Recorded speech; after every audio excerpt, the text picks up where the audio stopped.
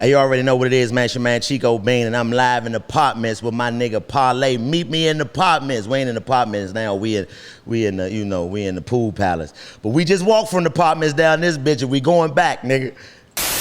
Hey, Parlay, meet me at the Partment. Yo, you already know this your boy Parlay, live from Phase 2, the original pool palace. And we in the Partment with Parlay. Meet me in the Partments. Listen, I love my hood. I love my city, Atlanta. Only thing I love more than Atlanta is the west side of Atlanta. Shout out to Bankhead. Long live Swall. Rest easy, shout low, rest easy, buddy, AKA We Fly. I'm in a special place, you know what I'm saying, right now. And to bring back a lot of memories, you know what I'm saying? And the memories just make me think about how far we done came and all the things we done accomplished and all the heights and all the barriers we done broke and, you know what I'm saying? And I feel like the things that we did really, things we did on Bankhead really opened it up a lot for these generations to really be themselves unapologetically. You know what I'm saying? I think we kind of started that, you know what I'm saying? But it's a special one too because I got a special guest. All right, East Coast representative by the way of DC. One of the coolest motherfucking comedians that I done motherfucking met and motherfucking seen. When you see people, they really ain't how they be when you see them on TV and around. When I tell you he's just like it is, real. I feel him, I fuck with him, he my brother. He around both of my brothers, you see what I'm saying?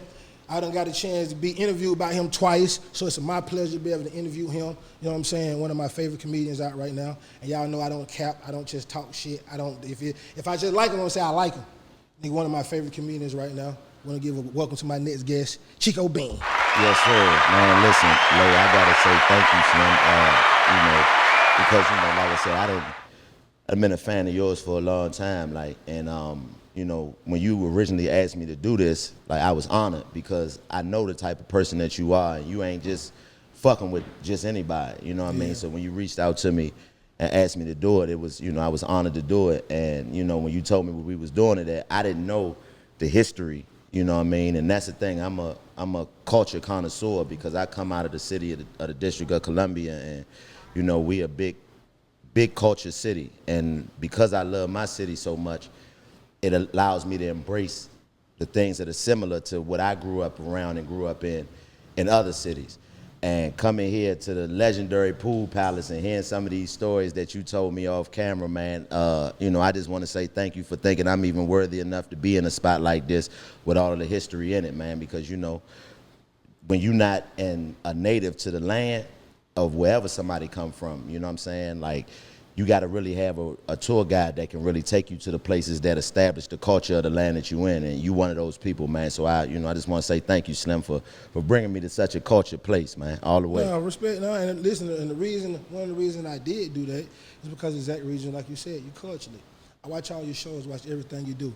Every city you go to, I watch you be personal to the city. I watch you bust freestyles of artists from this city.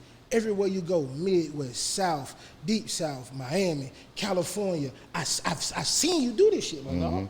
Yeah. You know what I'm saying? And I seen how you embrace the culture, so that's why I was like, oh, no, I got to do some classic shit with Cheek. Oh, no, we gonna go here. I love it, you man. And that's and for me, it literally comes from where I come from, you know what I'm saying? I was born and raised in the city of Washington, D.C., uptown, Northwest to be exact, and growing up the way I grew up, my father got murdered when I was 2 years old. So a lot of my influence came from the people in my household and in my community. And, I grew up fast, you know what I'm saying? My mother wasn't, God rest her soul, she wasn't the type of woman that was protective and come here, baby, and all that. She told me, you the man of this house early, and I'm responsible for what you need, not what you want. So I jumped off the porch theoretically at 9 years old. I started making my own money at 9, and I've been making my own money ever since. So hold on. You can't. Ain't no so after that. Listen, I'm gonna tell you why. Okay, niggas do this. They tell us they'll say some shit, right? And they'll say some shit that ain't normal, but they'll say it like it's normal, and they'll want to keep. No, she told you jump out. Hey, nigga, young niggas. I'm gonna put it in my term. Young nigga, jump your motherfucking ass off the porch, young nigga. Hey, call me when you need something, nigga. Yeah. But what you want is your responsibility. I'm responsible for what you need, not what you want. And I know the reason why she did that is because we grew up in the jungle. You know, when I was coming up in D.C., that's when it was the murder capital. And, you know, the first time. Edmonds and all them niggas. Yeah, I mean, I'm out of that Yeah, era. I man. was You a know, young man. hey, I'm up on the culture too now. You know, I'm out of that era. And, you know, it's a little different when the first time you see an act of extreme violence is in your own household. So for me, I know now in being able to look back that my mother had, you know, she was a genius in her process, because her making me get outside and figure it out gave me the vision to be able to be okay with all of this shit that come when you follow your dreams and take a different path. It's a lot of shit that come with it that can snatch you out of your mode and snatch you off your path, and you got to be able to block all that shit out. And for me, being so young, like I said, at 9 years old, I started working at Bluebird's Barbershop on Georgia Avenue, brushing people off for dollars. I was a brush boy, sweeping up, making my own money. And it gave me a sense of responsibility. Like, I can't remember no time in my life where I didn't have responsibility. So as a man, a lot of the shit that I see a lot of niggas get caught up in, I learned when I was 12, 13 years old, you know, because I had man responsibilities then. So when I jumped outside and was outside, I've always had to, you know, lay a foundation, because my mother always told me, if my little brother come behind me and I ain't established nothing that he can just walk and have an easier path than I laid, then I did something wrong. So I always been that kind of person. And when you come from that, like, you see what it takes to create something special in a city, especially in the inner city. It take a lot of hard work. It take a lot of blood, sweat, tears. A lot of lives get lost. A lot of people get lost in translation. So when I go to these different cities, it gives me pleasure to be able to touch down and see what process y'all had to go through, and embrace that, to learn that I'm not just here to take from y'all. I'm not just here to come get some money from y'all and leave.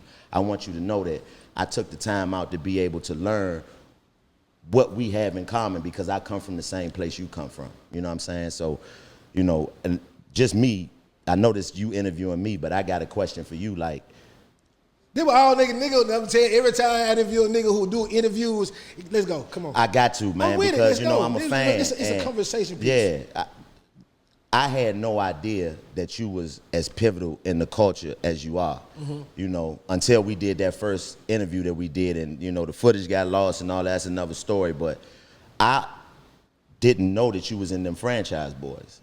I discovered you from when you and John Jeezy and Waka Flocka and them was making gangster music. That's what I know, you know what I mean? You know what I mean? Snoop and Dre, Can't Forget About the Dog Pound. Sue Whoop, we'll hunt you down like bloodhounds. You know what I'm saying? Like, that's the lady that I know, you know what I mean? Face hot. You know what I mean? When the nigga John Jeezy pulled up, nigga, why they hit the lick up on the van? Your face hot, everything hot. Everything hot, you know what I mean? So there was a time where Atlanta was really pivoting too. yeah, I know, but see, I gave you credit for that. So knowing now that you did so much before then, it's crazy to me. Like, you just showed me a video of the original White Tee video, and I don't know if people know this. This nigga did all the dances that everybody else you give credit for. I just seen this nigga show me the motorcycle, the pool palace, the lean with it, rock with it. So my question to you is, why didn't you, or what made you comfortable not being bitter about the fact you don't get the credit you get, or you should get, in being the creator? Because I'm a gangster. And my gangster reputation is never in question. You see what I'm saying? It's never in question by nobody. You see what I'm saying? And that means more than anything else to me. Okay. So I don't really be tripping on that shit, because everybody know the truth. And then I'm not in the game of shaming niggas. Like, I don't wanna, you know, if that's what you feel like, that's what you feel like. Especially if you come from where I come from. Only thing I'm gonna stand up about is a lie. Now, if you tell a lie, it got something to do with me. Now, I got to strain the lie. You know what I'm saying? Because a lie not strained becomes the truth. Nigga, if the nigga keeps saying something, don't nobody say, man, that ain't what the fuck happened. Everybody gonna believe whatever this nigga keeps saying. Right. You see what I'm saying? And I know it's a lot about our movement that a lot of people don't really remember, because they wasn't physically there. They were just around. You see what I'm saying? I was physically there. Right. You see what I'm saying? I was there in the beginning of D4L. You see what I'm saying? I seen that shit get started. I seen it transition to the group. I got the first song played in the club that Shawty Love was on. My song called Money. We did the remix with D4L. This is when they became the group D4L. You know what I'm saying? With Stuntman, Mook B, Fabo, and Shawty Low. You know what I'm saying? So I did the remix with them, and even Lil Marg is on the song. You know what I'm saying? And Shawty Low was on the song. That was the first song that Shawty Low was on that was really getting played in the club. Because my song Money was like, when I told you when it was on camera, that shit was the hottest song in that motherfucker. So I really don't be tripping on that shit. You see what I'm saying? Because ask him. I ain't got to tell the story. Ask him. You see what I'm saying? Ask him. Ask him. Even Lean with it, rock with it. Like you just seen it. I've been doing the dance. It just never had a name to it. You see what I'm saying? So once K-Rap started putting snaps in the beats, and the snaps became a thing of the Pool Palace. You see what I'm saying? I said, ooh, we gonna do the song, Lean with it, rock with it. I got the name from one of my artists named Young One, who was with Ben Hill Squad. He was on the original version of Lean with it, rock with it. See, because the Franchise Boys wasn't on Lean with it, rock with it. Lean with it, rock with it was the #1 song on the radio in Atlanta. Franchise Boys wasn't even on it. It was just me and all my artists. Okay. All my artists I was on it. So I got the name from Young One. He said on a song called Get Jiggy, I lean and I rock. I was like, ooh, shit. So I called everybody, hey, you get on that song, I want you to make the beat. We gonna do this. And I gathered like 7, 8 niggas, and we all went to the studio on a Wednesday, recorded the fucking song, left, brought that bitch to the Pool Palace, performed that motherfucker 20 times. Instant hit. Literally. Instant hit. I commend you for that. And the reason I say that is because Atlanta gets a lot of credit for creating culture, you know, especially in the hip hop scene and the music scene. It gets a lot of the credit, rightfully so, because so much comes out of this city as far as musically. But when somebody has done as much as you have done and your name don't get mentioned, I commend you for, you know, leaning on your principles and not, you know, compromising who you are just to get credit for something that you know you did. Because it don't define me, it defined them. You take that away, who are they? You take that away, nigga don't even talk about that. Nobody speaks about Lay and say dancing. I used to be dancing like a bitch. I couldn't wait to hear some music, boy. Every time I hear some music, I'm doing something, I couldn't wait Freaky to dance. pumping ass, all nigga. All kind of shit, yeah. All that shit, I couldn't wait. Like I tell people, I'm true to myself. I came up when gangsters dance. Gangsters boogie. I come up with gangsters boogie, nigga. And all the gangsters, nigga with the guns was the niggas who busting the two-steps. And all the niggas who dancing was the niggas who got the bitches. Mm-hmm. You see what I'm saying? That's what I come to saying. So dancing ain't never been not like a thing to me. Right. You see what I'm saying? I did not know what it is. So as I get older, I never changed who I was. You see what I'm saying? Also, I'm gonna say this shit on here, on some real shit. R.P. my homeboy Daryl. Me and my homeboy Daryl. True gangster. We the ones that gave more niggas courage to dance who was gangster because we was doing it. And right in this motherfucking building right here. Before we used to be dancing like that, it used to only be the girls and like the crazy niggas, you know what I'm saying, be dancing. My nigga Front Street used to be dancing around the club. Shit, yeah, you know you got that one nigga, he just gonna do all the dances. All the way. Beside them, but everybody really wasn't dancing. Niggas was still just posted up on the wall and shit, bro. You know what I'm saying? And I remember niggas would be like, bro, them niggas gangster, bro. Them niggas dance. Shit, them niggas dance, it's cool to dance. I remember this shit, bro. I can say that right here. And I always say my term is, find a nigga, tell me I'm lying. Right. Tell me I'm lying. You know what I'm saying? Because shit, like the Shop Boys, they was here, they seen the whole thing, they'll tell you. You ain't lying, Parlay. That's part of like a rock star, right? Yeah. Part of like a rock star. They from my projects. All up from the same project. Okay. And yeah, man. You know, I don't want to take over the interview, so no, you good, and it's so hard for me not to, man, because you know, like I said, I love the history, real history, man, because you know I know that a lot of us don't coming from the type of environments that we come from. You know, it get lost in translation because the truth get locked up, it get buried. You know what I mean? And if you it don't talk loses about mind, it, niggas gonna create and niggas will create their own narrative. So you know that's the reason why I had to ask. But you know, again, man, I appreciate you for even coming up with the idea to bring me here, man, because this is legendary, Slim. It's your iconic, man. You should walk through 1,000 fights at the front door, man. Oh yeah, 1,000 niggas getting put out.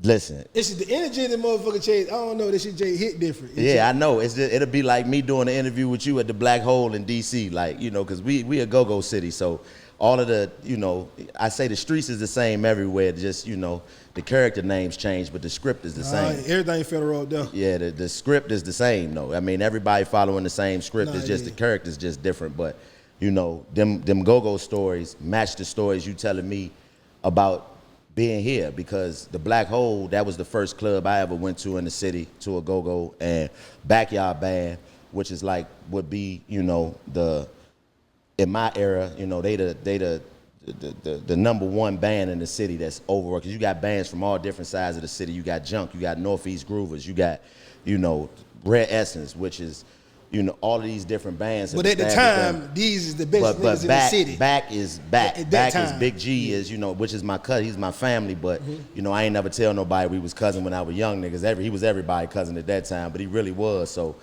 you know, my first go-go, I never forget, I seen some girls.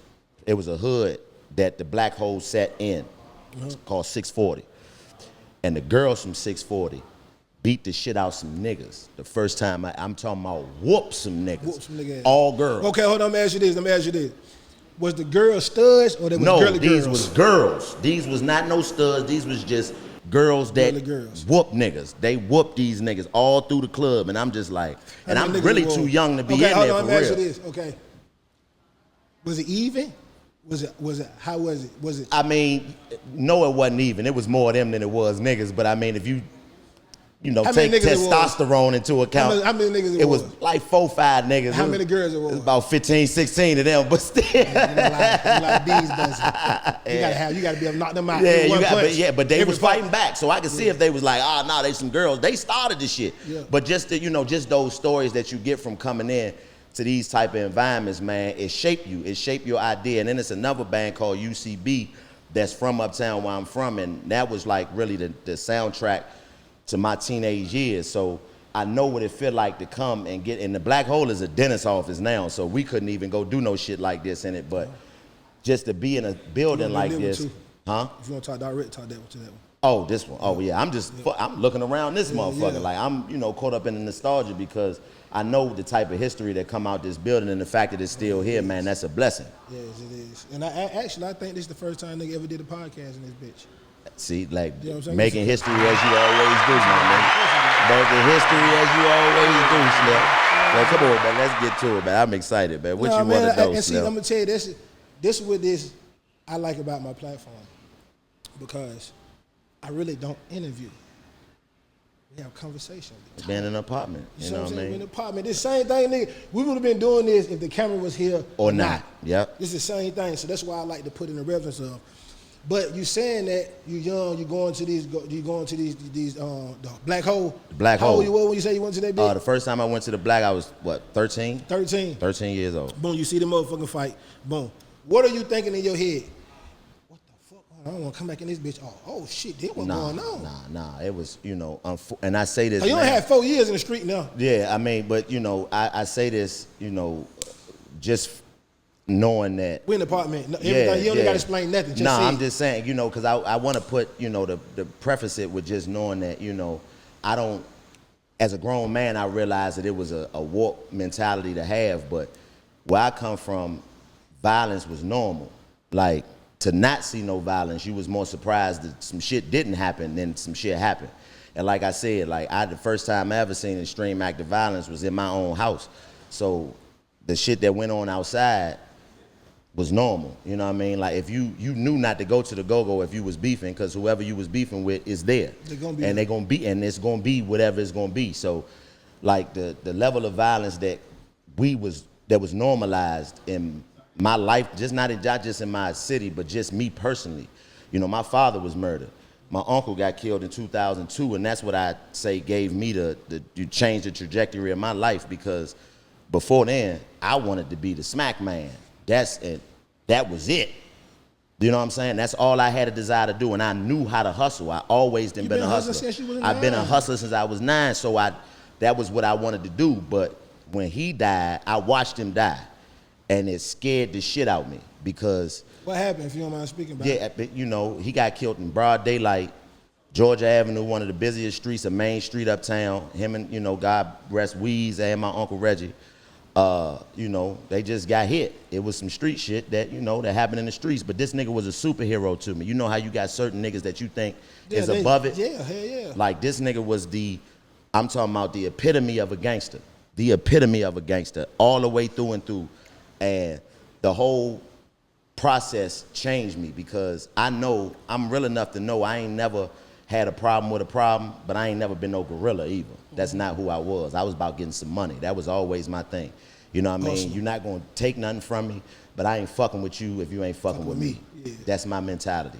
But I ain't never been no bully or no shit like that, so I was always focused on what I had to focus on. But when he got murdered, it changed me because the whole process of how the day went is the part that I don't think people understand when you lose people to violence in that way. He came to the house, him and Weeze came to my house, and he had owed me a PlayStation because he lost a bet to me. So me and my little brother had stayed home from school that day, and I told him, I said, Uncle Reggie, man, you loafing Slim, I need my PlayStation. He like, look, man, we get ready to run uptown. I'ma handle this business. When I come back, I'ma get you, we gonna go get something to eat, get the PlayStation. I'm like, bet. I go lay down, go to sleep, my little brother come banging on my door, Uncle Reggie got shot.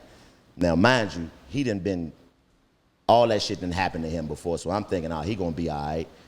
I go to the hospital, the first hospital I go to, he wasn't there. But then I found out that the person that he got shot with was dead. So then I was like, oh shit. So we jump on the bus, go to Howard University Hospital. When I get there, my family already there. Now mind you, at this time, my mother didn't have no car. I taught my mother how to drive. Wow. Like, we caught the bus everywhere. We was on foot on the bus. So that's what I mean as far as the city. Right, I'm gonna come back. I navigated the streets. I ain't have a choice. So we jump on the bus, go to Howard University Hospital. When we get to the hospital, my family already there, everybody then, you know, gathered. And it's like the moment I got there, the doctor walked in and said he got shot one time, point blank range in the head. We thinking he brain dead, we not sure. My family immediately go into, he gonna be okay, he gonna make it, you know, just that, trying to deny the reality of what's going on. So, a little bit of backstory about my mother. My mother was a gangster. Like, my mother was a G all the way through and through. She told you, you better get it out the mud. She was a G. 9. So, that was the first time I had ever seen her broken. I saw my mother fight before I saw her cry. But that was the first time I seen her not have the answers in my life. So I'm lost. I'm like, I don't know who to go to because everybody broken. This nigga was the man, you know what I'm saying? And my mother made the decision to take him off the life support. We go to the hospital the next day. We pray, we sit around his body and pray. Everybody leave, but I couldn't move. I swear it was like my feet was planted to the floor. I couldn't go nowhere. And the nurse was like, you know, I know you're not supposed to stay in here, but I can tell just from looking at you that, you know, this man means something to you. So I'm gonna let you stay, but I gotta let you know that if you stay, you're gonna watch him pass. And I'm like, I don't care. So I sat and I said my piece to him and I kissed him on the forehead and I watched him pass away. And when I left the hospital, it changed me because I seen everything still moving. And it's the biggest, you know, loss that I had taken in my life that I can remember. I had lost friends to violence before then. I had seen niggas shot. I hadn't been in the streets, but I had never felt that type of pain. And to see that nobody else was worried about it, but me and mine, let me know I gotta do something else. Cause I know if this nigga can go out like that, either I'ma have to be a gorilla and fuck my life up, or a nigga gonna do me greasy. Nah, for real. So after that point, I say that point from the day he died till the day before his funeral probably was, still to this day, as far as my actions and what I was on, was the darkest point of my life. I had never been that lost and eager to crash out before then or since then. And God bless my Uncle Jay, one of my OGs from my neighborhood, man. He caught me outside one night and he came up on me and was like, nigga, I see what you're going through. I know what you're going through. I'll be right back. Went in the house and got a book called Conversations with God by Neil Donald Walsh. Handed me the book, took what I had on me off me, told me to take my ass in the house and start reading. And usually I would have bucked, you know what I mean? Because as angry and aggressive as I was at that time, I'd have been like, man, fuck all that. You was compelled. Huh? You was compelled. Yeah, but something told me, man, take your ass in the house and start reading this book. Yeah. And at that time, I started reading it, man, and I credit that to saving my life because it gave me a different perspective on what was going on, you know. Like, people you know, we grew up in the church. I don't know about you, but just as black people, we grew up in the church. So you supposed to believe that if somebody lived a certain type of lifestyle, that this person is in hell now because of the way that they live. But the way that this person made me feel, this motherfucker was an angel in my life. So I can't believe that this person is burning in hell. You know what I mean? And that book gave me perspective on how to reshape my mind and thinking about how shit go. About how to process everything around you, right? You know what I mean? I'm 14 years old. Like I'm 14 going on 15 years old. I don't, you know what I'm saying? I don't know nothing for real, and that gave me the perspective. So after that, you know, I done always been gifted. I started talking in front of people when I was 4 years old. I did my first speech in front of, I won a competition. I was too young to win. I done always been good at public speaking. What happened? Okay, well, let's talk about it. 4 years old. How you get to do it? My Aunt Murray, man, God rest her soul. My Aunt Murray signed me up for it. It was an oratory competition that they had in D.C., and I did a speech on Frederick Douglass, being an abolitionist at 4 years old from memory. Huh? In my high school. That's your high school? You went to Frederick Douglass? That's crazy. Yeah, so I did a speech on Frederick Douglass being an abolitionist. And, you know, anytime throughout school, when I was in school, when they needed some niggas to talk in front of some people, they was always coming to get Anthony Bean. Go get Bean. He gonna be able to, you know, get it out and make it clear and make people, you know, proud of what we producing in the school. So I done always been special, but I never took the time to really pour into myself the way I was supposed to, because everything kind of came easy to me. You know what I'm saying? So that's what they used to call your ass, like, go get Anthony? No, my name Bean. Like, if a nigga know me, they gonna call me Bean or Ray Allen. But I heard your uncle named you Chico? Yeah, How did he named you Chico? Because they used to get, like I said, I come from a household. I grew up in a house. My first house that I lived in on 10th Street, 3531 10th Street, we all lived in the house. My Aunt Mary, my Uncle Ricky, my Uncle Reggie, my cousin Harold, cousin Shell. Yeah, like, for real, like black people used to do. Like we used to do, you know what I mean? We'd have lost that for somewhere along the line, but yeah, we all in there. And, you know, it was hustlers, and I had drug addicts and hustlers living in my house. So when my uncles and them would get ready to go to the club, they was, you know, put on their Versace loafers and they ostrich, you know, Versace short sets and the ostrich loafers, and I put on my Oshkosh Pigosh basketball short set top, bottom, and my penny loafers, and come out and take pictures with them. And they had, you know, they called me Little Chico because they said I was dressed, looked like a little Mexican at the laundromat. That's a true story. So when I was making my Twitter up, every name I put in was already taken. I'm like, man, this shit I must have a Twitter already. And my man B-Dot was like, nah, I got to be something creative. So I thought about it. I was like, Chico, childhood nickname, Bean, my real last name, Chico Bean. Chico Bean, no, that's cool as hell. That's cool as hell. Yeah, that's so, you know, but back to what I was saying, like, I took some money. I had a good little chunk of money at that time, and I took the money that I had and paid for me and my man to go on a college tour. And we went to every HBCU from D.C. to Florida.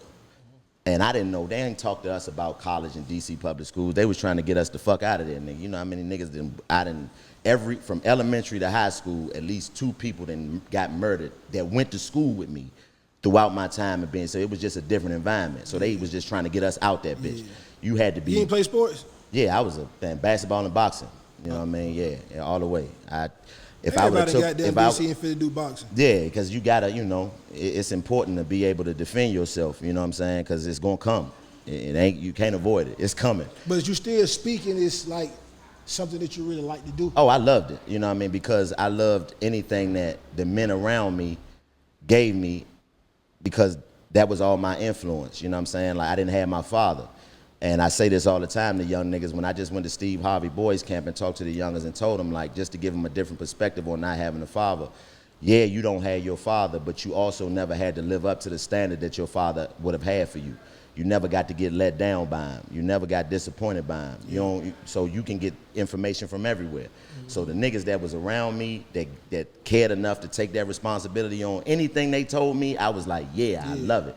So different era too. Yeah, you know what I mean? And then, you know, I just always had an affinity for, you know, men and OGs. Like, I respect my elders in a way that where I'm, you know, you got 2 ears and 1 mouth for a reason. We was taught that from an early age. Yeah, most niggas is not now, which is unfortunate, but, you know, I got those lessons so early that, you know, the boxing and the basketball, and I was always talented. So one thing that I can say now, comedy is the first thing that I pushed myself fully in my life.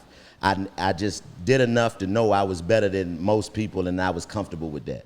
This is the first thing that I've ever done where I was like, nah, nigga, I'm going full-fledged. Fuck everything else. I'm focused specifically on this. And that's why I think I'm reaping the benefits of the blessings of it, because I know if I would have did that with anything that I was doing, I could have been successful at it. What was that moment, that one thing that made you just be like, what was that thing that made you be like, you know what, fuck this shit, nigga. I'm doing this shit.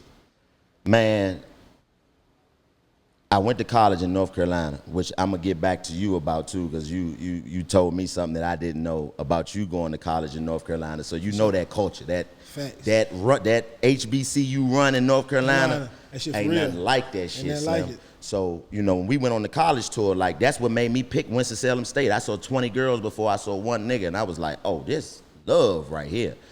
But when I graduated, I had did my internships and shit. I thought I was gonna be the news anchor. I went to school for journalism, so I thought I was gonna be, you know, the nigga. I did all the news programs, hosted all this shit for my fraternity at the school, so I was ready to go get a job. Why journalism?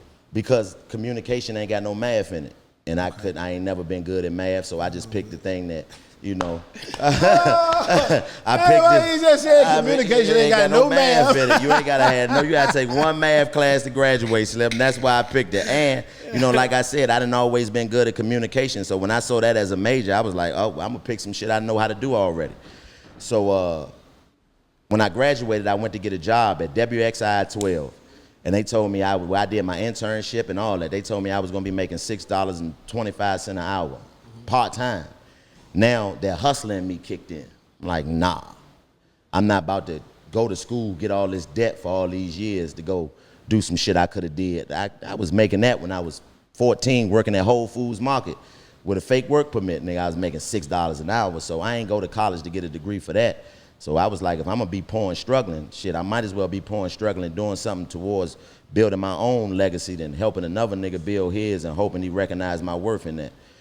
And I didn't know what it was gonna be, because I ain't grew up wanting to be no comedian. I always loved comedy, but, you know, and I was always entertaining to the people around me, but niggas that didn't know me, when I come in certain environments, they'd tell you Bean was quiet and to itself, because I don't know you, nigga, and I don't know you, Slim, and I come from where, nah, you ain't gonna get up on me with that friendly shit.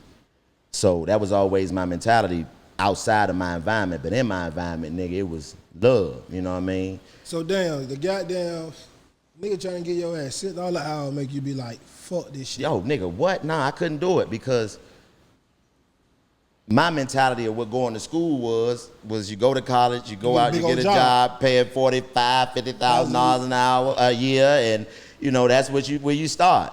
That wasn't the reality. So I went home, and when I go home, mind you, I told you my father got killed when I was 2. I had never been to his grave site before.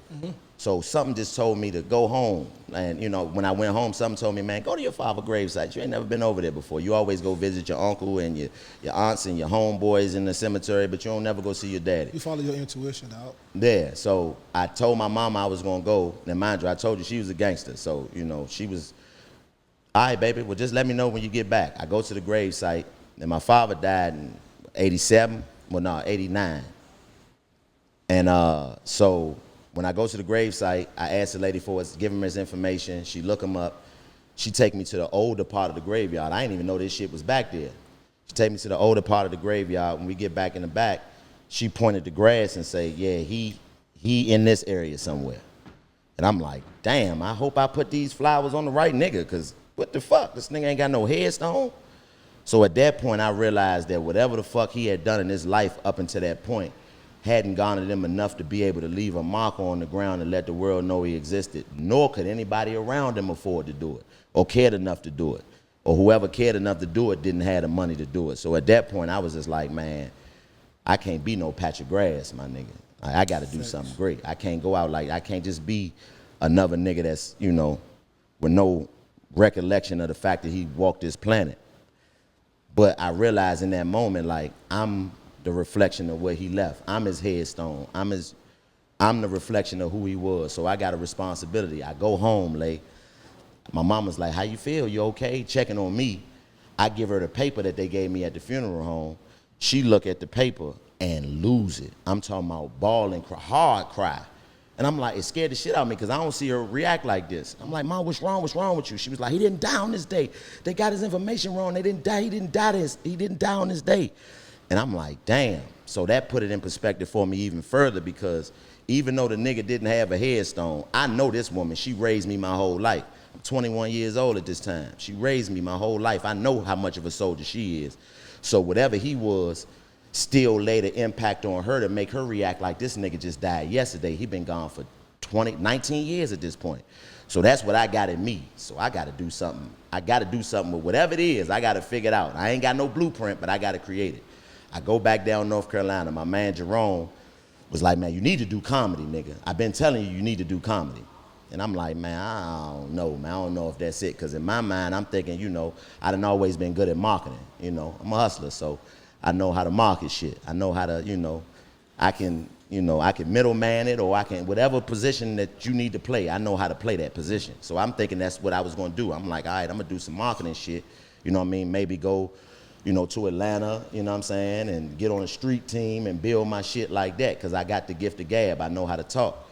But he was like, nah, nigga, you need to do comedy, bro. You too fun. You need to do comedy. So I'm like, all right, whatever.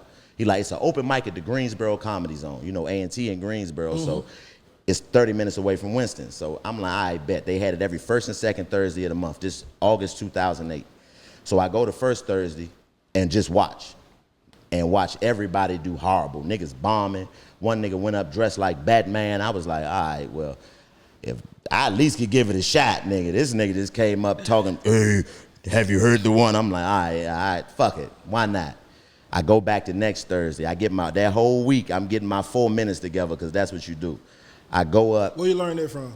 Huh? Where you learn that from? Learn what? I got to get my shit together. I got 4 minutes. I got to get my shit together. That's just the instinctive shit of me always having to talk in front of people, having to memorize speeches and memorize. Okay, so now, yeah, so that was just, you know. That's why I'm asking that, because I just want to, you know what I'm saying, keep it rolling, people put in perspective. Yeah, because, you know, like I'm telling you, special people talk, bro, and say shit that they think is normal, but it ain't normal. Right, You know I what I'm agree, saying? I Like, agree. There ain't no shit you just understand, okay, let me put it together. Anyway, I know comedians and niggas just be like, first time I went on stage, I just went on stage, I got booed. Nigga, then he taught me how to do this, so that's why Nah, not me, Slim. I always have had to remember shit to say from memory, whether it be speeches or, you know, me reading some shit that I wrote or whatever it may be. I always just had that mentality, and you know, that was the way I was raised. Like, you know, I know the music and shit and know the lyrics to music real good, because that was a kind of a punishment for me when I was a young nigga. My uncles used to be like, I couldn't walk around the house. Wasn't no gray area in the Bean household, nigga. Whatever fuck wrong with you, you better say what's wrong with you, because you ain't about to be walking around here with no attitude. Nigga, you don't pay enough bills to be walking around here with no attitude. So when I would be upset or get mad or whatever about whatever I was mad about, my uncle would make me learn, like, nigga, you learn this, by the time I get back, you can go outside. And that was just his way of just making me sharp, you know what I'm saying? And I always had that gift. So that week was just me getting my 4 minutes together. I'm timing it on my phone. I'm getting my jokes together. I go do the 4 minutes. Now, I kill in my mind. Now, as a professional, I know you can't kill in 4 minutes. But at that time, nigga, I smoked them. I smoked them, Leo. I fucked them up. I remember the first joke I ever told when I got on stage. This was right when Obama was about to get, you know, Eva elected, and I just talked about what I wanted the inauguration to look like if a nigga got elected president. I'm like, nigga, if they don't roll out, I'm talking about they need to have every Popeyes, churches, nigga, KFC, and just have everybody like a wedding plate, and you be able to choose which one you want. I'm just going off like that, and I get off stage, and it's, you know, it seemed, you know, like a movie, but when my feet hit the floor, I was like, this it. This what I'm supposed to be doing. I've been doing it ever since that day. Wow. And that's how it came to me. So once I decided to do it, then I had a choice to make, you know, because like I said, I come from out of the city, so in my section, everybody know me. I've always been popular. That's why the fame don't affect me. Like you see, when you sit, like you say, I'm the same motherfucker. When people come up on me, on none of this shit define me, because I've been who I was before I became who you know. Yeah. So I'm more entrenched in that than anything. So I knew though that if I was gonna pursue this as a goal and a dream, I realized and recognized that I had bullshitted my whole life. I bullshitted my way through college. I had bullshit. I did just enough. Yeah, I didn't challenge myself. I did just enough to be able to say I did it. You know what I mean? I could have been a 4.0 student. I could have been a pro boxer if I would have took the time to really dedicate myself, but I always let something else distract me. The biggest being the money. That was always my biggest distraction. But now I'm at a point where, nigga, this grown man shit. Ain't nobody to lean back on now. So I decided I had to make a decision as to whether or not I was gonna go back to DC and do comedy or stay in North Carolina where I didn't know nobody. And I decided to stay in North Carolina because I had the foresight to know that it's different. I'm gonna be pulled. I'm not gonna be able to focus exactly, on this shit. Bro. It's too many niggas. You get it, bro. It's too many motherfuckers that know you that their opinions matter because they your people. And you know they not coming from a place of being malicious. Like if my mama say, boy, you fucked up like that, like it's gonna hit me different. And I know how to get money and it's available to me. And then it's gonna be, man, no way, man, fuck that shit, man. Fuck that shit. I'm about to go get some money, nigga. Yes. And I stayed in North Carolina where I didn't know nobody because I said, if I don't do it this way, then I'm just gonna go back to the same environment that then kept me distracted up until this point. So I'm doing myself a disservice. So I stayed in North Carolina. I kept my college apartment and I started grinding. And I hit and I just applied that same hustle that I had and dedication that I had fully to doing this. And, you know, that's why I'm sitting here right now in the position that I'm in. What was your first step? Okay, boom. Now, for people who out here, I like to play devil advocate sometimes. Right. For somebody who might be watching, who got the same vision, who watch everything you do, who watch all the shows and who watch stuff like I do. You know what I'm saying? Who might even know more I do. Like, I want to do that, but I don't know how to do it. Because that's always a thing. How do I do it? I don't know how to do it. When you said that, what was your first step into it? Because I know comedy ain't like, shit, go to the pool palace, go to the Libra, go to the Chit Chat, go to the bank, go to the bounce, you go to 321, go to 559, go rap up there, go get this DJ, go get on this mixtape. It ain't that easy. What was your plan and what was your first step to say, okay, this is the first thing I need to do? Did you know that too, off intuition, or did you start seeking or start studying what was going on around you? The Comedy Zone in Greensboro, that was the biggest blessing in regards to me staying in North Carolina because that club was so close to where I was at. And they had that open mic every first and second Thursday. So every month, I was going to hit that open mic. And then from hitting that open mic, I saw that there was no culture of comedy in that area. So I decided to start the culture of comedy in that area. Going to these little bars and shit. Hey man, you know, the garage in Winston-Salem or what was the other spot? All the Scandalos, whatever it was, you know, any place I can go to, like, hey man, y'all got a night for comedy, what y'all doing on this night? Could we do comedy in here? Can, you know, I bring the microphone or whatever it was, you know what I mean? People was just like, my personality made people like, you know, fuck it, why not? So I created those opportunities, but the Comedy Zone is the mainstay for me being able to pursue it, having a show that I knew was gonna happen every first and second Thursday, because, you know, some places you go and they be like, oh, we can't do it tonight, ain't nobody in here, or you ain't bringing enough people, or whatever. But the Comedy Zone was gonna have that show no matter what. No matter what. So I was going, and it's a comedian named Chris Wiles who was like the man at this comedy club. And when I first started going, he was super impressed with me so early, because I was, you know, like I said, I've always been good at whatever it is I decide to do. So he was like, man, you, how long you been doing comedy? You just started? I'm like, yeah. So he kind of like took me under his wing and was like, man, you know, I'm gonna make sure you get put up in a position where people get to see you. Now, mind you, these ain't my people. Ain't no niggas coming to these shows. This is a white club. But still, he was like, man, I'm talking about redneck white people. Straight redneck. Straight redneck white people. Greensboro, yeah, but straight redneck white people. Sure. But I was going to do these shows, and sometimes you just performing in front of other comics. That's usually what open mics are. You just performing in front of other comics. Usually. But still, me performing in front of other comics, they was like, nigga, you raw as hell, because I don't write jokes. Like, I'm cerebral with it. I go and talk to myself, get it together, and then come up and do whatever it is I want to talk about, because I'm just talking about my life. You know what I mean? I done had a real extensive life, so I didn't just talk about my experiences and my perspective on the world. And he was really impressed with that.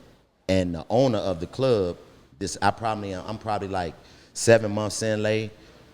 So the owner of the club, he had kept trying to get Paul Talley, who's the owner of the Comedy Zone, to come see me. He was like, you got to come see this new kid. And he like, man, I'm not fucking coming to the open mic. Sell them chicken wings, motherfucker. I'm not coming up there to see nobody. But Chris kept pressing him like, you got to come see him. You got to come see him. And he came one night that it happened to be packed. And I destroyed that bitch. He let me do 10 minutes. He was like, man, you could do 10 tonight because Paul's here. I'm going to make him come watch you. And I went up and actually my set was about the fact that he had to get this white man to come see me. That's my whole 10 minutes was just talking about that. And he was like, you know what? When Chris isn't here on the weekends, because he was the house MC. So when he wasn't here on the weekends, he would just have some random rotate people from out of town to come in and host the shows. He was like, after seeing you, I'm gonna let you MC when Chris isn't here.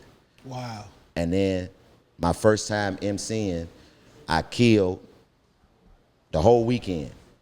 And then that next weekend, Chris ended up getting signed to an agency that put him on the road. So now he gone every weekend. So it became my room. Wow. Wow. And that's how I started. So to answer your question, hustle, hit the ground, man. You know what I mean? Like the good part about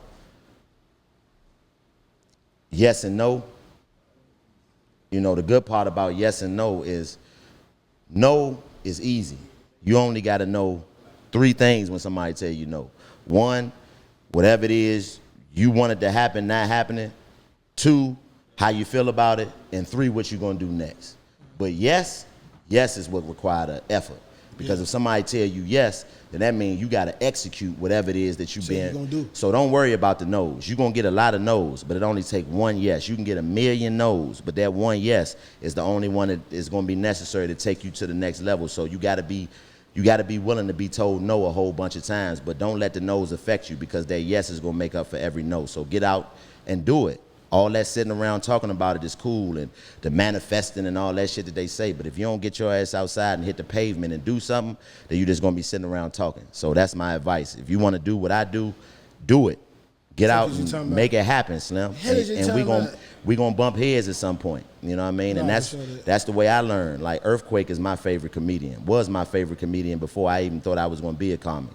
And me emceeing at the, just kind of the way that my, journey has worked for me. I always talk to Los all the time about how, I done skipped a lot of the bullshit of the comedy game. I done been blessed in the game because I ain't had to go through a lot of the trench work that a lot of these niggas done had to go through that make them bitter about being a comedian.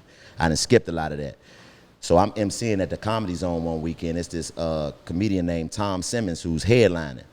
So he is super impressed with my MCing skills because, mind you, I'm in front of all rednecks, nigga, and I'm tearing them to shreds because like you said, I'm an adapter with y'all. I'm going to give y'all my perspective on y'all shit. Yeah. So when I come off stage, he was like, man, how long have you been doing comedy? I'm like, man, I'm like a year in. He's like, man, I'm super impressed. Who's some of your influences? And I start naming them, and I'd say Earthquake. I go back up to start the second show. I bring the feature up. When I come off stage, he hand me the phone and say, walk and talk. I'm like, hello? Like, what's up with you? Like, who is this? He say, Quake.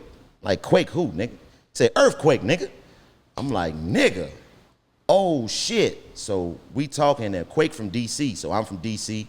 So we just having a conversation on that connection. And he like, man, when I come in town, I'ma holler at you. Now, mind you, in my mind, I don't think this nigga, I don't give a fuck if he holler at me. The conversation is enough for my motivation.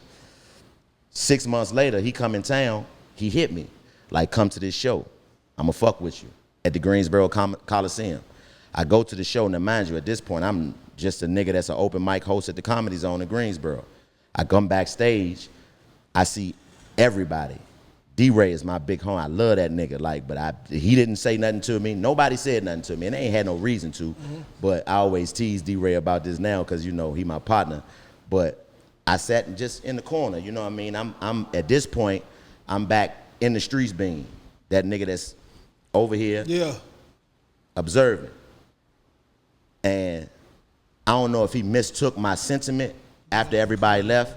I don't know if he mistook my sentiment, but Quake looked at me. I guess he might have thought I felt some type of way. I didn't, but he was like, hey, man, I'm going to give you some advice. He was like, if you what you say you is, don't ever worry about a nigga acknowledging you. You'll see him again. Just keep working. Wow. And every single person that walked in that room that night is a peer of mine now. And they know me for what I do, for my work. But at that time, I was just a fly on the wall. So, you know what I mean? One of the gifts, salute to my man Moneybag, he put this perspective in my mind, that it's a superpower to be able to be a fly on the wall and still be the loudest nigga in the room. Talk to him. You know what I mean? And that's something that I've always been able to do. So at that time, I was a fly on the wall.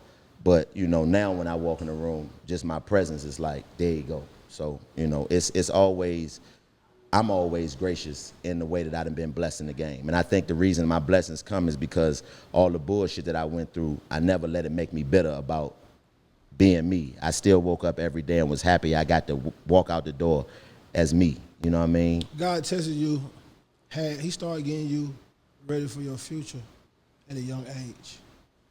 You know what I'm saying? He got you ready to be able to do the things that you be doing. You know what I'm saying? Like you say, a lot of times, being from where we from, I call it being a free thinker. And a lot of people, especially who born in the 80s, was taught to be free thinkers. You see what I'm saying? Your mama told you to go do something, she don't tell you how to fucking do it. She just say, bitch, and you better do it right. Right. You see what I'm saying? Yeah, dictatorship. And your ass got to do it right. So you be looking at, you trying to make sure it processes you a little different. You see what I'm saying? So I just commend what you've been through, you know what I'm saying, to be able to be to the point right now. Because, like, bro, I done seen a lot of niggas be from this shit and not make it. You and me both. I mean, like, man, coming out of my section, man, I done lost so many people to the streets. And, you know, I went home for my mother's funeral. That was the longest I done been in D.C. consecutively in years, since I went to college, like straight through. I was there for like a month. And I seen a nigga I went to high school with, you know, just moving around the city. And it fucked me up, late, because you know how you think it's certain niggas that ain't gonna succumb to the you know, they might succumb to this part of going to getting locked up, or maybe, you know. They ain't gonna become. But they ain't gonna become be the product of the environment. Right. You know what I'm saying? And I seen him, Slim, and he was standing in front of the curry out that we used to stand and catch the bus right across the street from, going to sleep, nodding out. And it fucked me up because I couldn't even bring myself to go say nothing, because I understand that whatever got you like this right now, I can't afford for it to walk up on me while I'm standing here fucking with you. And I don't know who you are anymore. And I don't know if me approaching you and coming to you with the love that I have for you is gonna make you angry about the fact that I'm reminding you of what you not no more. Yeah. So I just had to, you know, I just looked and was like, damn, this could have been me. I could have easily been a nigga that became the product of the environment. And when you see that, it make me gracious to know that I had the ability to, because most motherfuckers don't understand, it take a special type of nigga to be able to go against the grain. You a unk, nigga, you know that? For sure, all the way. Cause that's the way I was raised by that. I done been an old nigga. Intellectually too. Yeah, I done been an old nigga my whole life. You know like I never hung with niggas my age. Yeah. When I was 13, 14, I was hanging with the niggas 19, 20, 21. Cause I was mannish. I had to be. I had responsibility, and that's one thing that scared niggas out here. Niggas is scared of responsibility. Like a motherfucker. Niggas is, I'm talking about that spook niggas more than the police, the killers. That responsibility, niggas run from that. So I was never given a choice. So it made me mannish in my mentality. Like, I thought I was a man when I was 13 years old, Slim. I thought I was a grown man out here because I had more than a lot of the grown men around me had. So I was like, shit. But now at this point, I realize, like, man, my wisdom and the way that my mind works is a blessing, because I'm able to be what niggas was to me to somebody else. You know what I'm saying? I take pride in that. Like, it's OG shit. Yeah, I take pride in being able to. That's why whenever I go to a city, I always make sure I touch the people in some way. And niggas be like, man, and being you tripping, bro. You can't be walking around by yourself and all this shit. I'm like, man, at first I walk with God. So if you come against me, that's what you walking in. That's what you coming against. I don't come with no malice in my heart. Yeah, I come with love. My aura is not even. Yeah, I'm not even attracting that type of shit. Exactly. And God forbid, because I know I walk in righteousness, God forbid anything comes my way that's not righteous, I can deal with it accordingly and won't have to, go through none of the shit that you go through when you do some shit that you was fucked up about doing. Yeah. But I make sure I touch the people because I just liken it back to myself. Like if I was a young nigga walking around the streets or walking up and down Georgia Avenue and it was a Chico being from somewhere like I was from and I saw him, how would I have wanted him to treat me?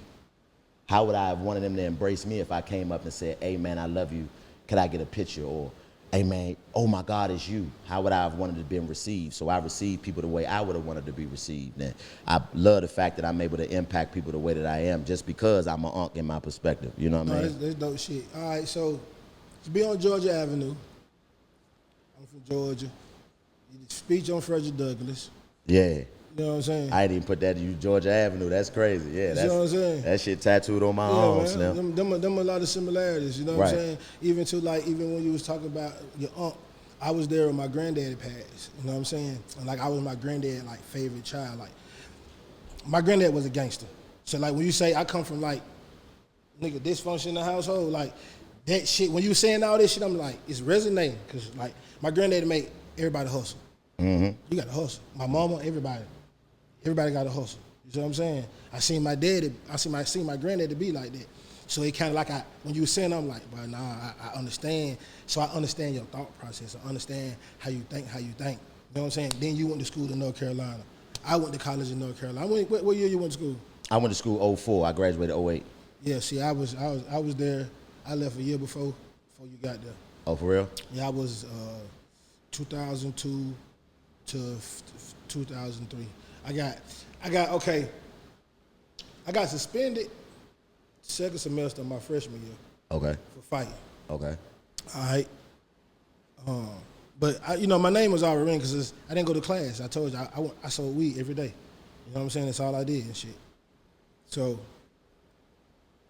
I come back first semester of my sophomore year. They got the new football players and this right here. Nigga done broken all dorms, stole the PlayStation, the games, everything. Niggas don't know that black college, man. That shit really be like the hood a little bit, man. It is the hood. Oh my God, man. Hey, no, we had our shit later. So I'm gonna tell you the funny shit man. about it too, though. See, I went to school at Barber Scotia, right? So we had a lot of people from Miami there, and we had a lot of people from Atlanta. Okay. And we had a lot of people from Atlanta, from different parts of Atlanta that I knew of, and we knew people who knew each other and stuff. And I knew people like Buddy from my group. He been there already. He the one. Him and two of my homies from my project is the one who got me to come to college. You know what I'm saying? So I know a whole bunch of niggas and shit. You know what I'm saying? And we end up getting cool with everybody on this thing. You know, I'm from the hood. Hell, you know the dorm manager. What you want something to eat, man? Hot wings on me every day. Mm-hmm. Every day on hot wings on me. You know, this time it's 2002, 2003. They like $5, $6 for 10 wings. pieces. Yeah. You see what I'm saying? With some fries. So I'm working my plate. So my sophomore year, first semester, we got it. So all niggas from Miami and Atlanta got a chance to have the same dorm. And we have a dorm where it's downstairs and we the only thing down there. That's it. You know what I'm saying? Nigga, we got the living room with the motherfucking goddamn curd soap in that bitch. We got the big TV in that motherfucker. We got the video games. You got 4-5 games. I got everybody shit in that bitch. I used to bump the weed out the motherfucker. We had Johnson C. Smith. One of the niggas leave, say, I'm finna go back. Left the door unlocked. We come back, everything gone. Next morning we wake up, we go crazy. Long story short, we go crazy. Fuck a nigga up, almost paralyzed a nigga, and expel me. That's how I ended up back home. You know what I'm saying? But doing this whole time, the first day of college, I recorded this song called Money. That's the biggest song. That's the biggest underground song in this club right here. That didn't make it. That's the biggest song that didn't make it nationally. It's the biggest song from this club that didn't make it nationally. Got you. You see what I'm saying? And the song was just playing then. So when I came home, like I told you, off camera, in 2003 in April, that's when I did White Tee. Came the summertime, we performed that shit everywhere with my song Money because I was getting paid to do money. When I come back, now I'm in the club every weekend now. So now we got different groups in this motherfucker. Now I'm doing songs with niggas. No, I'm really starting to rap for real. You know what I'm saying? I'm really starting to rap. But at the same time, I'm known for 2 for 5s. So I'm the first nigga with a 2 for 5 trap. Yeah, you was tripping. You know what I'm saying? Yeah, you was the nigga 2 nicks for $5. Nigga, did you find the weed? Like, how the fuck did you? Like, God I give damn. all credit to my big homie Suave. All right? See, I ain't never told this story. I'm gonna tell it for you. I get all the credit to my big homie Suave. All right? Suave was like my first big homie. Like my first and only big homie. You know what I'm saying? I ever had. You know what I'm saying? And when I used to be in school, going to college and shit, like I always been selling weed since I was a young nigga. You know what I'm saying? I always sold weed. I always smoked weed for basketball games. Like, I just been him. You know what I'm saying? And Suave would be like, nah, here. He always shoot me something. Every time I come home, shoot me something. Nah. You know what I'm saying? So then when I come back home, he put me to work. You know what I'm saying? So he was working. I was getting paid $500 a week. You know what I'm saying? When I first started trapping. Okay. I was getting paid $500 a money. week. So I'm making like $2,000 a month. But I don't, like, when it comes to the street shit, I done been through all the phases that you can go through. You know what I'm saying? So I see a little different. So Suave laughed at me. We went to birthday bash. We had just get white tea. And white tea is starting it's the summertime, 2003 is the summertime. But I told you, I just did it in springtime. My song Money is the hottest song in the streets. You know what I'm saying? I tell my homie Suave, I'm gonna be on the stage next year. Laugh at me. Now I never forget this shit. She go damn my life. RP my dog Suave. That nigga laughed at me, bro. That's what I mean when I say I couldn't go to DC. Cause that shit be hitting different when it's your people. Like, you like, nigga. But then get what though? Following year, headliner. Guess who right there with me? That nigga. My motherfucking Hell dog. yeah. You know what I mean? Yeah, That's just that me. motivate. Hell yeah. You see what All I'm the way. saying? All the way. So he was the one who kind of, you know what I'm saying, prepared me to really start really being able to get my shit together. You know what I'm saying? He taught me a lot about the street shit. You see what I'm saying? And so now he started the 2 for 5s. We used to sell 1 gram dimes. All right. This is when Reggie had first. Everybody used to smoke Reggie. You know what I'm saying? And the only thing better than with Reggie was hydro. Yeah. It's just Throw, you know. right. What now niggas say gas. Niggas say Alpac. Yeah. They call it Alpac now. That ain't shit. That's the Alpac. But back then, you know, she got orange hairs and you ain't got no seeds, no stick, no seeds in it. That was that shit. The hydro. He comes with this shit called Mid. Never heard of it. Bright fucking green. It got seeds in it, but it looked like hydro. We were selling 1 gram dimes. Like anything in the trapping, when you start doing it, everybody else gonna catch a whiff for it. They gonna start doing it. So one day, we sitting there, he come in that motherfucker and say, I got some. What the hell you talking about?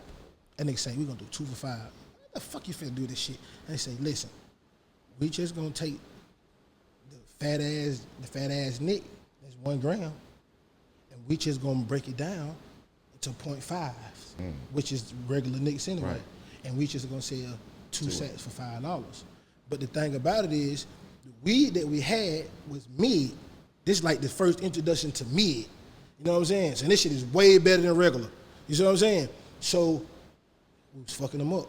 And we sold so many fucking sacks, bro. Niggas used to come spend $10,000 in sacks. Nigga don't want a pound. Nigga want sacks. Because when we did the sacks, we would put 42 sacks in a $100 bond. You know what I'm saying? We really supposed to get 40. We put 42. So you can spend $100 and go make 210. You ain't got to bag it up. You ain't got to weigh it up. You ain't got to sack it. You ain't got to do shit. You know what I'm saying? And that's how I got known.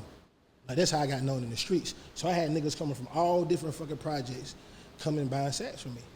You know what I'm saying? That's crazy. And that's how I got known. So then when white tea started coming and money started coming, started going, only niggas from my hood who knew I rap was niggas who from Bankhead. Because don't nobody fucking come over here. You see what I'm saying? I never forget my first, I ain't gonna say groupie moment, but kind of like my first groupie moment. On this spot, making a bad play, whole bunch of bad play. We sitting in there. When you do 106 and Paul is pre-recorded. Yeah. But it always drop on Tuesday. So we in the spot watching 106 and Paul come on because they finna premiere White Tee video. And I'll never forget nigga come in the spot and we watching this shit, we doing the shit. And a nigga like, bro, that's you, bro? Bro, you sang that song, bro? Bro, you sang that song. What the fuck, bro? What the? And niggas just got extra groupie, bro. Hell yeah, nigga. You know what I'm you saying? think about being inside that box at that time, it But was a different time. Like I told you, I'm just, everything that I got going on is confined in the box, bro. I go from Born Home, when Trap Hot and Born Home, I go rap. I go to the Alley Temple, I go rap.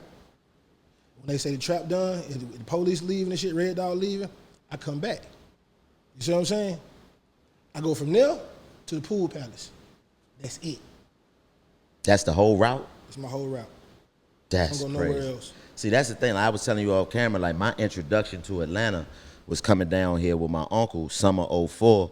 Me and my cousin, you know what I mean? Salute the cuz, man, you know what I mean? And we came down here for the Bronner Brothers show because my uncle's a hairstylist. So mind you, we young niggas and, we young nigga mentality active. So he like, man, y'all niggas is coming with me. We going to do this hair show. Mind you, we going to, what the, come on. Now mind you, my uncle, Skip, is one of the biggest influences in my life as well. Like I said, I ain't had my dad, so I gravitated to the men that, gave me game, and he was one of the ones that gave me so much of it. And he my cousin, Jazz father. So we come down here, and we in a 15 passenger van. He got his own products, DHD, hair design products, stacked up in the back of the van and shit. It's like we get into Atlanta, we turn on, what is it, Hot 107.9? Yeah. Like we trying to get the radio, we turn on Hot 107.9. I never forget, nigga was like, yeah, we got that new one. Laffy Taffy, that shit come on, boom, boom, boom, boom, boom, boom. I'm like, nigga, what the fuck is this? I ain't never heard no shit sound like this before, nigga. That motherfucker, boom, boom, boom, ED4L. And I'm like, nigga, what is this shit, nigga? What? Because it's that sound, like, yeah.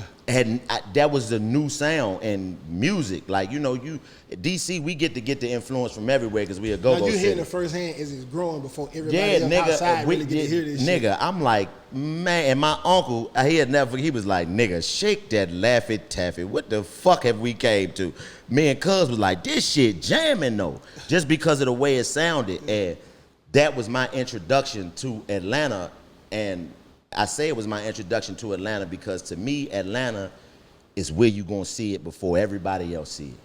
When it come to anything music-wise or music-related, if you here, it's gonna start here first. Yeah. And then it's gonna go out. This the everywhere. hub. It's gonna start here.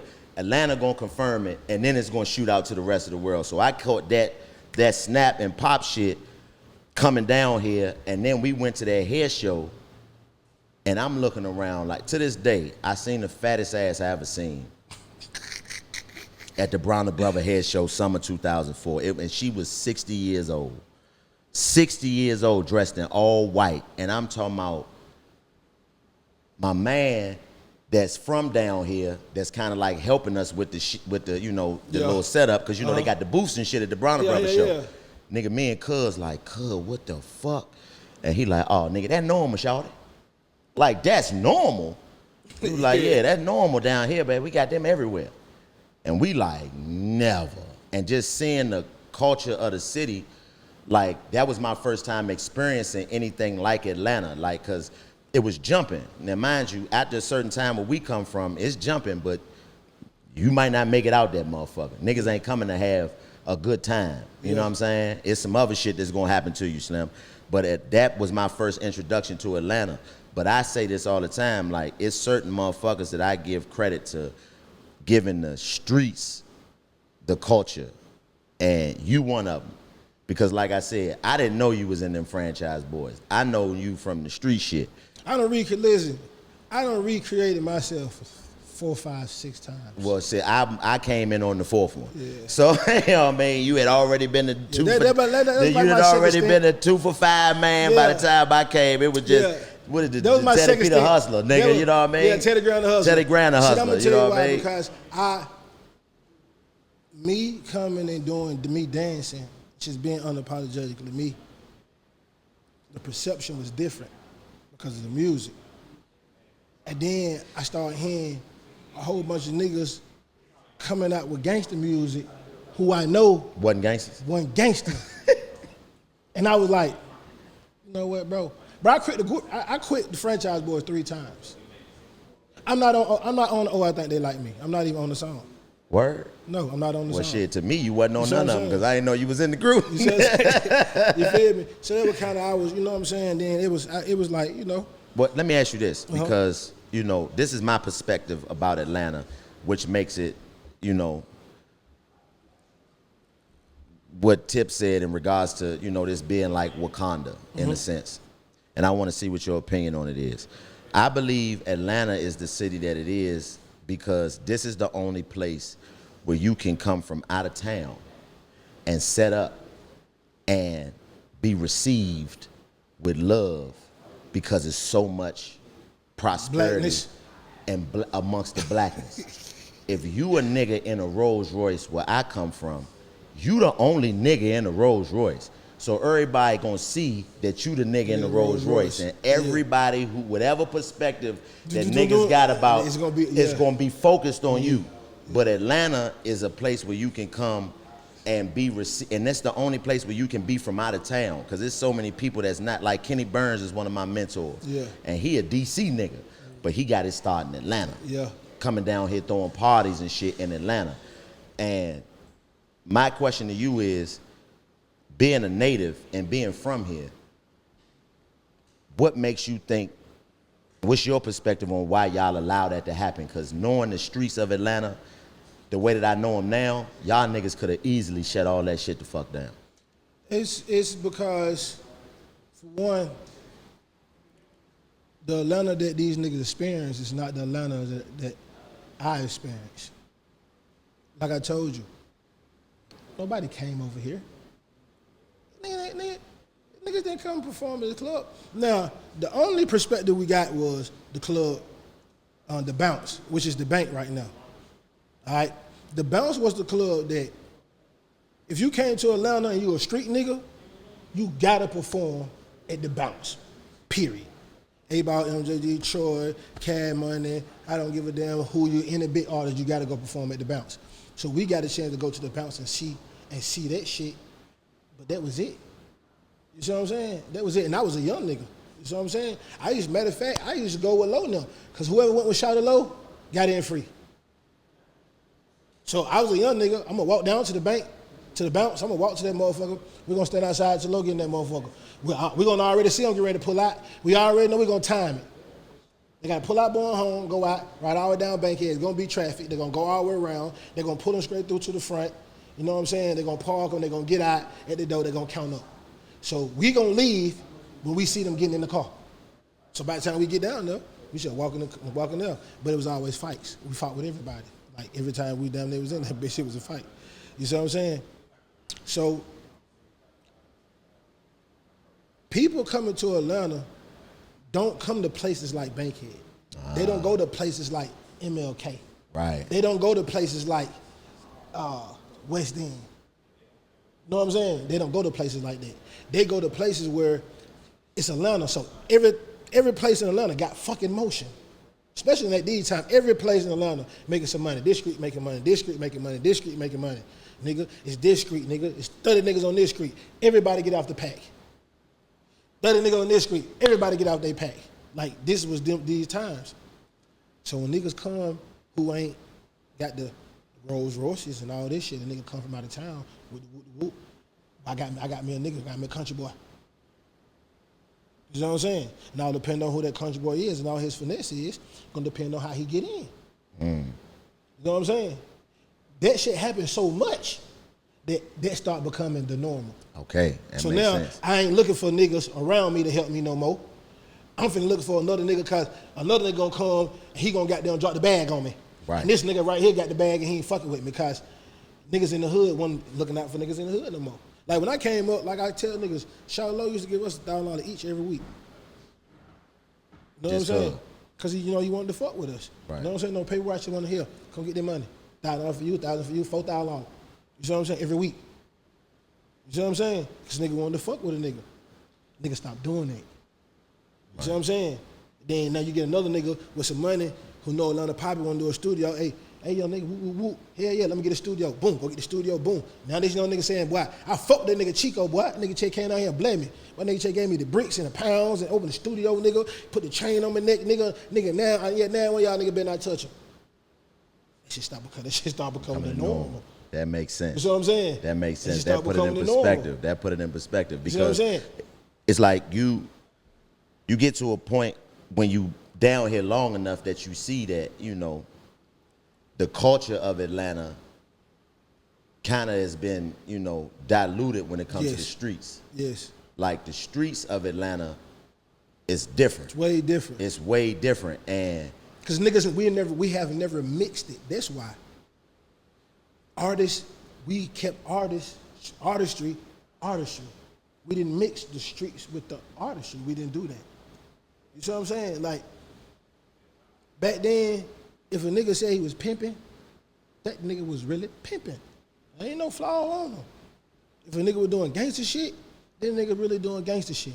But in my era, I had just watched the Diablos talk all this gangster shit and then get hit with a RICO. With the police, APD police. One of the biggest stories I don't ever need a documentary DVD. Big ass stories, crazy shit like that. Some crazy shit. You see what I'm saying? And they was talking that gangster shit and really living that shit. And I seen them get fumbled on that shit. Nigga like, oh, nope, I ain't doing it. Right. Nigga got a chance to have examples. So that's why when I was coming up, I didn't give a damn about talk about doing no dance and shit. Cause my head used to be saying, bro, you can't make songs like that, boy. Police gonna be on your ass, boy. You see what I'm saying? But if you listen to all my verses, only thing I ever taught was trap shit. trap shit, yeah, all the way. On Lean With It, Rock With It, I say, got a pill pop with me. Yeah.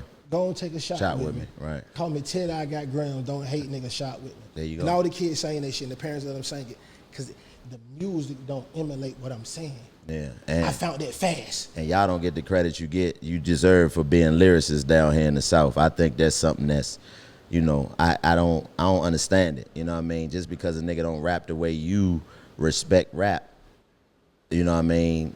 It don't change the fact that these niggas down here be rapping, my nigga. Like, to me, Gucci Mane is a lyricist, my nigga. Like, I remember he definitely turned into one. He did the Rick Ross.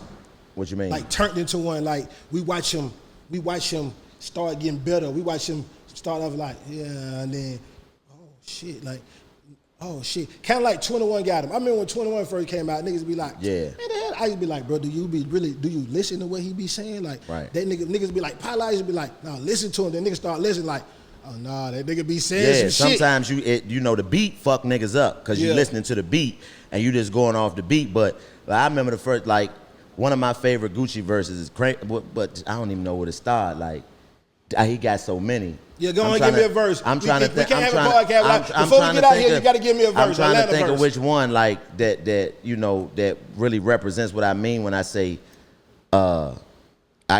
see, I'm not bragging, but I got more money, get more money than your daddy. Sadly, pull up in that Ashton. It's not Michael Jackson, imagine. It's the main attraction. And that nigga handsome, used to have a Magnum. 100 pounds of mid, I tried to cram him. Way before a nigga dropped an album. I was moving Pampers, stamped him, had him by the hamper. Had my name ringing in East Atlanta. Took him to Savannah and to Alabama and every country town close to Atlanta. I'm too hot to handle. Way I scramble, they think I'm Randall. Jugging every play like Barry Sanders. Cook it with a hanger. Light it with a lighter, stove, a candle. Whatever must be done to get them grams up. I'ma whip them grams up. I'ma cook them yams up. Zone 6, East Atlanta, stand up. Gucci. Nigga, what? Are you crazy? Did you listen to what that nigga just did on that motherfucker? Niggas don't be listening. Niggas don't listen, bro. Like Tip. Now, Tip, I think, gets the credit for being a lyricist more than most. You know what I mean? And in regards to just, you know, the streets, Luda is a lyricist, you know, Dre, 3000 and all that. But not the streets, when it comes to the streets. I'm talking about the streets. You know what I mean? Like, niggas, man, I'm talking about. When niggas be like, man, they doing mumble rap, man. You can't understand what they saying. Man, they ain't talking fuck about all that. Like, I just pulled, when I pulled up, I was listening to that Lil Hot. I fucked Rest up. easy, my dog. Man, I love Lil Hot. Now, I'm gonna give you some crazy shit, right? So, listen. We were supposed to do like an Atlanta Hot Boy group, all right? Hood Rich was gonna do it. DJ Scream and Rip. It was gonna be me, John Jeezy, Lil Hot, and Alley Boy.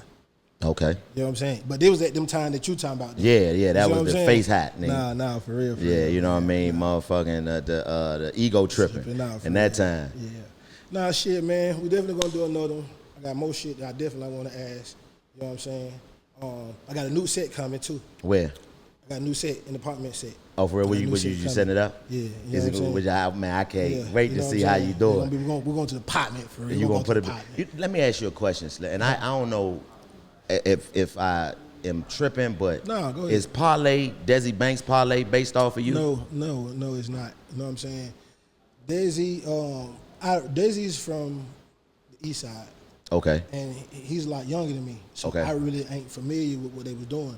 But when he started doing it, everybody used to be hitting me and tagging me because everything that he be explaining, niggas is like, nigga, that Parlay, nigga ain't number one. And what you explain, that's him. That's Parlay for real. And I never used to say nothing, you know what I'm saying? So, you know. And that just goes to show, you know, just like I said, you not being a person that's, you know, needing credit, because that's a blessing that that you let him develop that. And No, you know he pulled up on me. I seen him with then my homies was like wanted to put the press on them and shit. And I was like, nigga, no. If he do anything, I'm gonna ride out that motherfucker. Salute to you, see what I'm man. saying? So when I started doing this, he took the name, I took his name.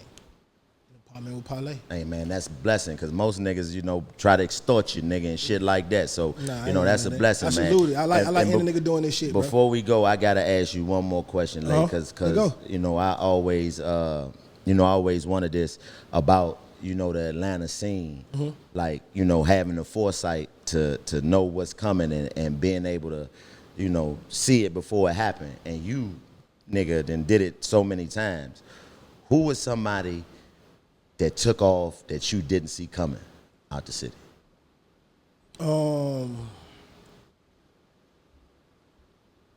Future. Word? Yeah, Future. Because you got to understand, when I told you I used to be going to Alley Temple when Born Home got hot, I used to take Jay's cars. And I used to get the Jay's, the dope, I get the cars and ride around the city. So I used to always drive to the Temp. And Future, what we call the Meathead, used to be over there with G-Rock. They was in a group called the Connect. Rico Wade, his cousin. The Connect used to be with the Dungeon family and all them. Yeah. So they used to be in the Temp. Future, Meathead used to be in an apartment with us while we was recording all these songs. You know what I'm saying? Future used to be in the apartment with us. You know what I'm saying? And I used to get Future in the car with me and ride all over the west side. We used to smoke weed, roll up the weed, 2 for 5s, and we used to ride around the city. I used to take the Future to all the projects. I used to serve niggas. So Future let go. Nigga just called me, finna pull up on him, back at court. Hey, come on, finna pull up on at the red real quick. I stop by the block, come on, let's ride. You see what I'm saying? And so, and the way he rap, he's been rapping the same way. It's never changed, nothing changed. So I didn't see him being what he is right now. You see what I'm saying? Rats on Rats came, then it just, boom, that shit just took off. You see what I'm saying? So, like, nigga, this you probably the Clarence Savant of the trap, nigga. You are for real. Nah, like, yeah. nigga, you know, that's crazy. For real. Like, you really got your hand, in so much, man. And I just want to salute you, man, for transitioning. Another thing I got to give you credit for, man, what you do with them youngins with that football, man. Thank you for that. Man, appreciate because it, I'm a dog. product of niggas like you in my community that took that time and doing some shit that you don't have to do, And coming out your own pocket. And I appreciate y'all for coming out y'all pocket and helping us donate in the uniform. Oh man, that's love. You know, we gonna do that, man, because you know, for sure. we all come from that environment. You know, DC is my Atlanta consigliere, if you will. He give me all the game about Atlanta because, you know, he come from off the west side, and he done told me, you know, what's Atlanta? East side niggas don't go to the west side, and west side niggas don't go to the east side. And so what I know about Atlanta in depth is came from Fly, and just, you know, he spoke so highly of you prior to us meeting. I'm gonna drop some jewels on you when you get out of these motherfuckers. You know what I mean? Like, he spoke so highly of you prior to us meeting, It's my dog. that by the time we met, I felt like I knew you already. And then when you feel like you know somebody and they show up as the nigga you feel like you know, it make you just more, you know, ingratiated, to man. it, yeah. So, Nah, for real. man, salute to you, Slim, and Appreciate man, you, whatever dog. you know I can do, I'm definitely coming back. Whatever you need me, Don't man, finna do whatever this you shit again. need. I'm gonna say, I can't wait I'm till you here. say I gotta have you on the set to set the set. Oh, yeah, you know I'm what I'm saying? coming back I'm all happy the way. about it. You know what I'm saying? Shout out Dirty Glove. You know what I'm saying? Because I'm, you know, Dirty Glove Blaster? Yeah. Is that a you know real what I'm saying? person? Nah, you know what I'm saying? That's just the name of the platform. Oh, You know word? what I'm I saying? thought Yeah. the whole time I'm for thinking real. Dirty Glove Bastard was a real nigga. I was like, God Nah, damn. it is a real nigga, but It's a platform though. Oh, okay, got you. Tell everybody where they can follow you at, Cheek. Man, at Chico Bean on everything, man. Well, you know what? My daughter made me make a TikTok, so my TikTok is at Fat Made Me Do It. PhatMade, DOIT. Fat Made Me Do It. My daughter got me on a TikTok, man. So she my head of promotions now. So she teaching me how to navigate the new shit as a old nigga. You know what I mean? And I love the fact that I then learn to be able to surrender control to your children. I think that's something that we grew up not having, that I try to make sure I instill. Because, like you said, when we was growing up, do it and you better do it right. Now I try to give my daughter the grace to where, whatever it is that you want to do, I want you to have the freedom to be able to make those decisions. And I'm going to support you in that because I'm not above learning from you, because there's some shit that you going to understand that I'm not going to get. And I want you to give me the cheat code so I can be an old nigga still up on game from your perspective. So follow me on Fat Made Me Do It, man, on TikTok and Instagram and all that, man, at Chico Bean. So, man, appreciate you coming through, dog. Like I said, we definitely going to do it again real soon. You know what I'm saying? And, just say appreciate you stopping by them motherfuckers. Man, thank you for having me, Slim. I should get on stage and just rap just cause. Yeah, you talking about, let's do it. Get on stage, nigga. You already know this. Run to the gas station, get a white Live tee. from Phase 2, a.k.a. the Pool Palace. And we're in the apartment on Parlay. Meet me in the Partments.